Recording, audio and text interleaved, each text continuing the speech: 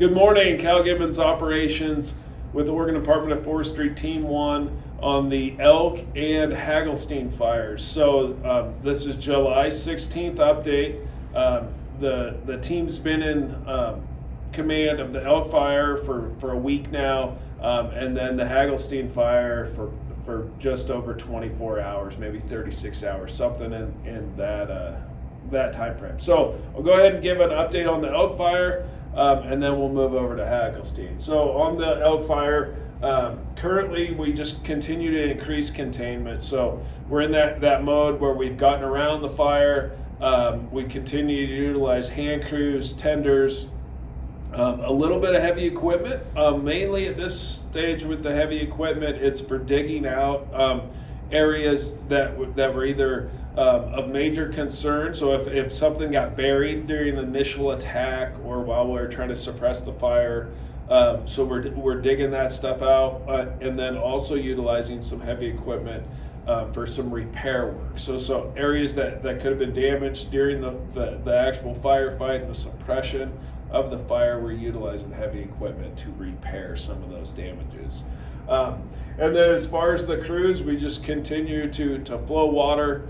We have hose lays in place and then mop in from the perimeter. So there's some snagging going on. We have fallers. If there's trees that are damaged, half burnt, and they pose a danger to firefighters, then we mitigate that hazard by either falling the tree or working in other areas.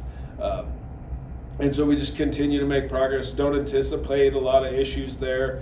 Every day, the last 4 or 5 days, it's less exciting in the afternoon when the humidity comes up, or the humidity drops and the temperature comes up, and then the wind starts blowing. So we plan on that to just kind of continue. But if something changes and we do have some flare-ups and things like that, we do have the assets to be able to, and the resources to be able to come in and take care of those problems. So we have pulled some resources off of the Elk fire to help us get organized and on the Hagelstein incident. So we haven't pulled off enough to where we're worried about having control issues and not enough resources to take care of it, but we have pulled some resources over to be able to try to suppress that fire as quickly and safely as possible. So that's the update on the Elk incident.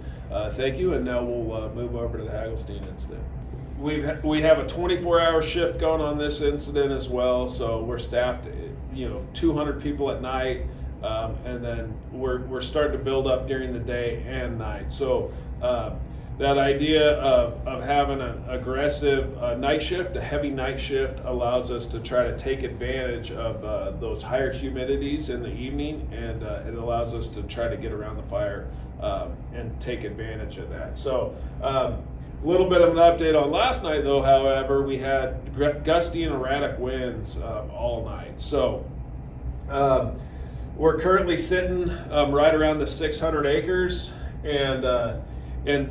but we have quite a bit of a firefight still ahead of us. So as you can see on the incident on Division Whiskey here, we have quite a bit of dozer line in place. That's holding fairly well. However, the fuel type here is a timber component. We have quite a few snags or candlesticks, like we call them. So the fires burn around the base of the tree, climbs the tree, and then we basically have fire in the entire snag or tree, and then with the wind, it's loft in embers. So last night crews had slop overs, spots, and then other just kind of issues with the firefighting. So back here around 170 had several acres slop over, meaning that the fire got over the fire line and then starts to burn uncontrolled again. We were able to get hand crews in there and then trail that back into the fires, tie it back into the fire. And then we also had some down here in this area, slop over several acres as well. And then out in front of the fire, we were able to utilize a drone, or UAS, and we picked up 6 new spot fires that we hadn't seen. So not very big. They weren't throwing off a lot of heat, so it was hard for firefighters on the ground to find them. but the drone was able to pick them up with infrared technology here out in front of this fire here. So with the north wind blowing, the fire's kind of wanting to burn to the southeast or the south. And then over on this flank, on this east flank, there's a chunk of it that's uncontrolled fire line. So crews are assessing that today to see where they can kind of get in there and try to pinch that off and tie it back in. So with this fire uncontrolled, we kind of have it in the same footprint. We plan to fly a lot of air on it today. And then we're also going to get in front of it and open some of these road systems. So they will work directly on the fire line, and so that'll be direct attack. And then we'll also have a little bit of a contingency group out in front of the fire, opening road systems and then getting in play in case that fire does decide to pick up and spot in front of itself. And then we're off to the races again. We'll kind of have a little bit of a catcher's mitt out in front of it to be able to pick that up. So that's the plan today, and then the update on the Hagelstein fire. Thank you.